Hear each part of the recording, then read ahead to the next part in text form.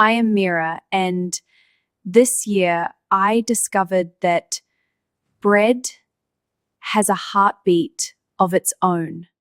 Rise gently, little one, the world is waiting for your warmth. It smells exactly like my grandmother's kitchen, Mira. That is because I mixed your memories into the flour today. I'm so glad to hear that, Sarah.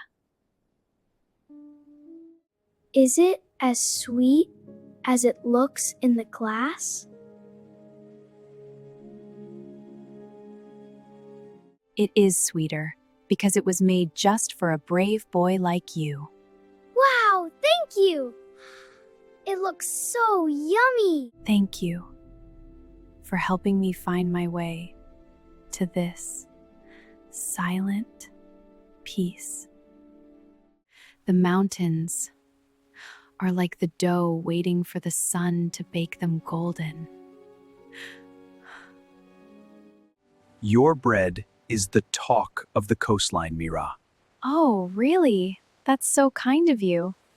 It's the truth. Thank you. Thinks she is just a baker, but she is actually knitting the whole town together.